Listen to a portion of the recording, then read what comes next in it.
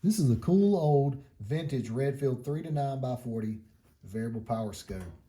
This scope was produced sometime in the late 70s. In 1998, Redfield found themselves in a big entanglement with the EPA due to some chemicals that were on their property that had leaked and leached out into adjacent properties.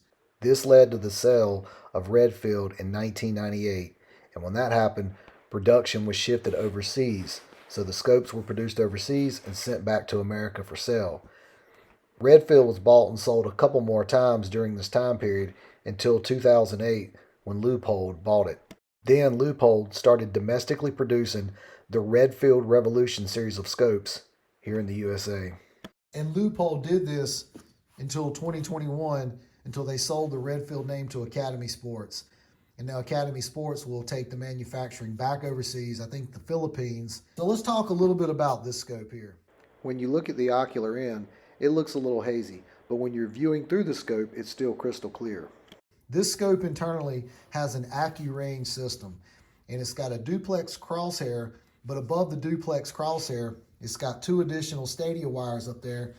And what you do in a hunting application is while you're turning this dial, you want to get the top of the back of the deer and the bottom of their belly where they're in between those top 2 stadia wires. And then once you do that, when you're turning this, there's a gradation chart in the bottom that shows yardages.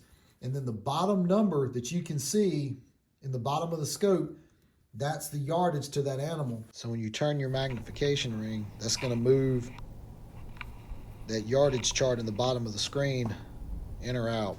And then you can turn this dial here to the appropriate yardage.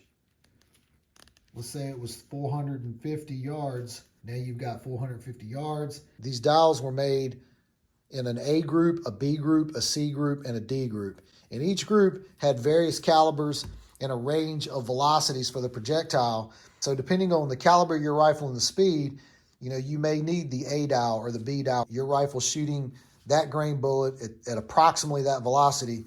This should help you range it, and then turn the scope so you'll have the proper drop compensation to the target, and your scope should be on.